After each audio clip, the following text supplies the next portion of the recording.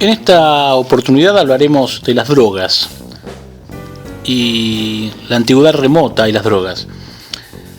Nos dice Antonio Escotado, que las plantaciones de adormidera en el sur de España y de Grecia, en el noroeste de África, en Egipto y en Mesopotamia, son probablemente las más antiguas del planeta. Eso explica que su opio tenga 2 y hasta 3 veces más morfina que el de Extremo Oriente. La primera noticia escrita sobre esta planta aparece en las tablillas sumerias del tercer milenio a.C., mediante una palabra que significa también gozar. Cabezas de adormidera aparecen también en los cilindros babilónicos más antiguos, así como en imágenes de la cultura cretense micénica. También jeroglíficos egipcios mencionan ya el juego extraído de estas cabezas, el opio, y lo recomiendan como analgésico y calmante, tanto en pomadas como por vía rectal y oral. Uno de sus empleos reconocidos, según el famoso papiro de Ebers, es evitar que los bebés griten fuerte. El opio egipcio o tebaico simboliza máxima calidad en toda la cuenca mediterránea, y aparece mencionado ya por Homero en la Odisea como algo que hace olvidar cualquier pena.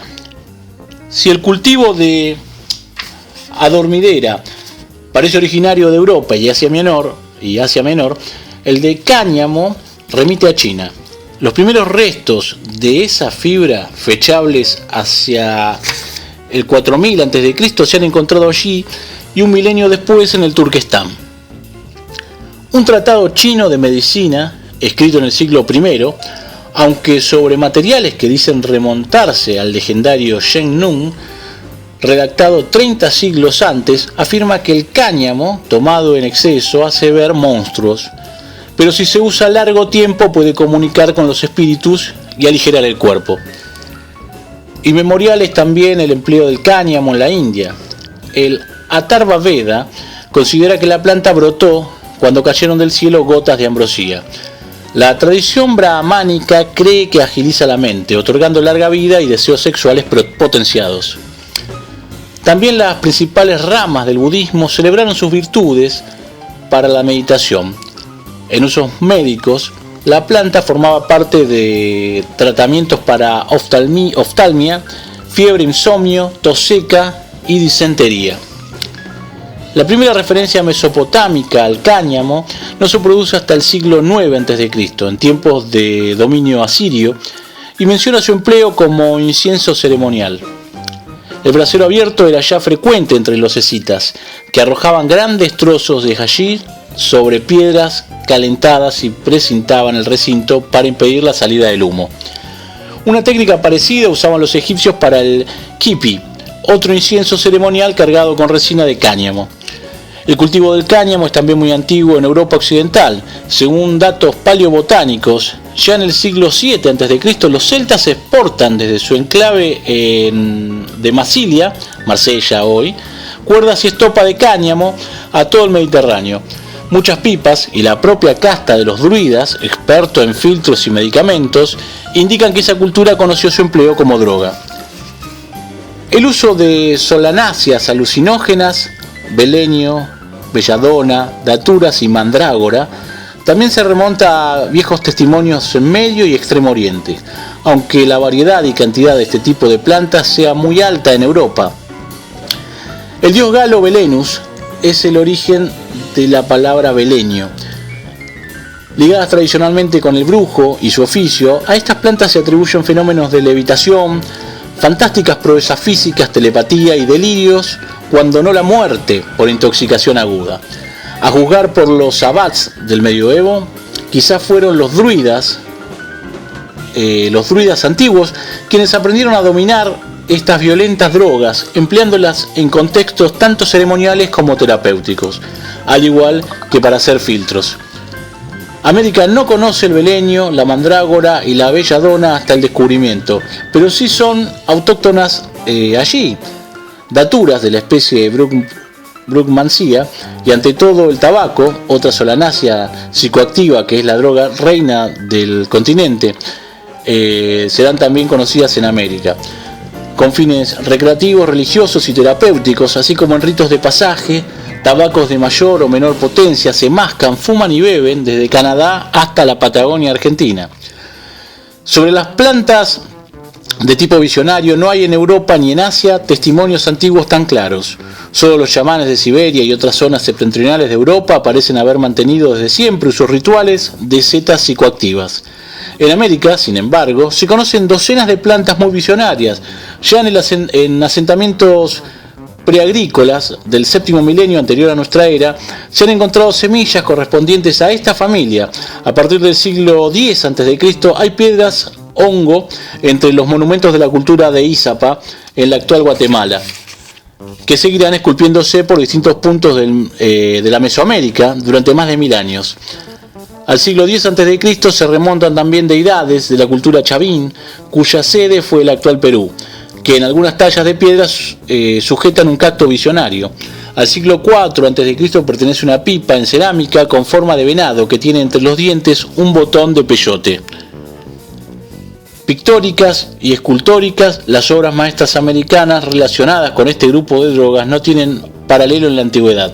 Entre las más asombrosas están el mural de Tepantitla en uno de los templos de Tenochtitlán y la estatua de Xochipilli, dios de las flores, cuyo cuerpo y peana aparecen recubiertos por plantas psicoactivas. En África, donde los estudios de campo son todavía muy insuficientes, es sin duda autóctona la iboga, que la etnia Fang venera en ceremoniales parecidos a los del peyote, entre huicholes mexicanos. Su principio activo pertenece a la misma familia del LSD-25. Para seguir con este relato de las drogas en la antigüedad, diremos que los estimulantes puros basados en drogas como cafeína y cocaína hunden igualmente su uso en la noche de los tiempos. El arbusto del coca es originario de los Andes y desde el siglo III a.C. hay esculturas de rostros con las mejillas hinchadas por la masticación de sus hojas. También son americanos el guaraná y el mate, que contiene cafeína, y el cacao, que contiene teobromina, una sustancia muy afín. En India e Indonesia se obtienen efectos muy análogos gracias al betel, una droga poco conocida en Occidente, pero mascada hoy por una 10ª parte de la población mundial. En China usan desde hace 4 o 5 milenios el té, que contiene cafeína y teína, y la efedra, un estimulante mucho más concentrado. De África son originarios la nuez de cola, un estimulante cafeínico que prolifera en la costa occidental, y el cat, un arbusto que se consume en Yemen, Somalia y Etiopía. Aunque el café es arábigo en origen, su hallazgo como tal droga se producirá muy tarde, hacia el siglo X de nuestra era. Europa y Oriente Medio son las zonas que menos estimulantes vegetales conocen en la antigüedad. El efecto genérico de estas drogas es una inyección de energía que faculta para comer menos y trabajar más. Nunca sirvieron para producir trances de posesión o viaje, y son desde los comienzos fármacos profanos, que el acomodado usa por gusto y el pobre por necesidad. En la naturaleza del efecto está también que su usuario sea un usuario regular y recurra a ella varias veces al día. Ahora bien, para ir terminando, diremos que las plantas productoras de alcohol son prácticamente infinitas. Para obtener una tosca cerveza basta masticar algún fruto y luego escupirlo. La fermentación espontánea de la saliva del vegetal producirá alcohol de baja graduación. Una tablilla cuneiforme del 2200 a.C. recomienda ya cerveza como tónico para mujeres en estado de lactancia. Poco más tarde, hacia el año 2000 a.C., cierto papiro egipcio contiene el mensaje: yo, tu superior, te prohíbo acudir a tabernas. Estás degradado como las bestias.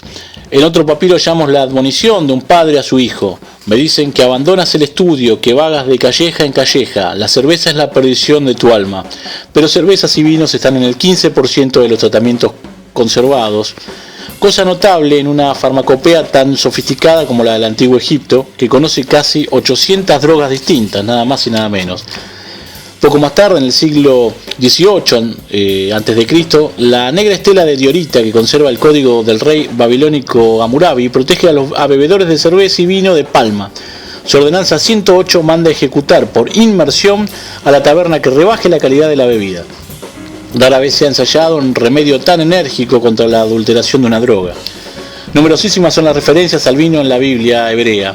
Tras el diluvio viene el episodio de Noé, que se embriagó y se desnudó. Unos capítulos más tarde, la desinhibidora droga reaparece en la seducción de Lot por sus hijas. El Levítico prohíbe al rabino estar borracho cuando oficia el culto o delibera sobre justicia. Pero la actitud hacia el vino expuesta en el Salmo 104, que lo canta con acentos casi báquicos, es sin duda positiva. De ahí que sea imposible cumplir la ley siendo abstemio, pues en todas las ocasiones de señalada importancia social, circuncisión, fiestas, matrimonios, banquetes por el alma de los difuntos, es correcto apurar al menos un vaso.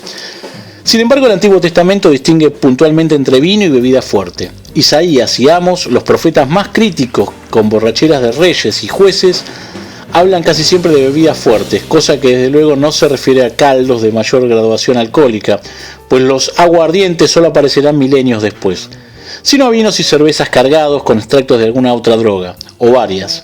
Hay en Asia Menor tradiciones sobre mezclas semejantes, empezando por el vino resinato, al que aluden Demócrito y Galeno. Este tipo de práctica explica varios enigmas, por ejemplo la mención de Homero a vinos que podían ser diluidos en 20 partes de agua, según la Odisea. La de Eurípides a otros que requerían al menos 8 para evitar el riesgo de enfermedad o muerte. Y noticias sobre banquetes. Como bastaban 3 copas pequeñas para quedar al borde del delirio, un maestro de ceremonias fijaba, consultando con el anfitrión, el grado deseable de ebriedad para los asistentes. Esa actitud básicamente favorable al alcohol tiene su exacto opuesto en la religión de la India desde sus primeros himnos. Sura, el nombre de las bebidas alcohólicas en sánscrito, simboliza falsedad, miseria, tinieblas, dice el Satapatha Brahmana, y seguirá simbolizándolo en el brahmanismo post-védico.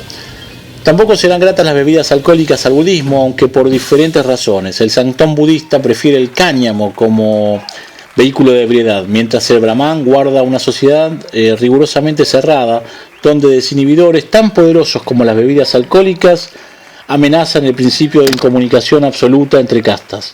No puede decirse lo mismo de China y Japón, territorios muy afectos al vino de arroz, al parecer desde siempre. De África apenas sabemos nada en este aspecto, salvo que no hay tradiciones vinícolas, y sí muchas cervezas, hechas a partir de distintos vegetales. En formas como el pulque, también América conoce fermentaciones alcohólicas de baja graduación desde los orígenes, pero no hay allí vides cultivadas hasta el segundo viaje de Colón.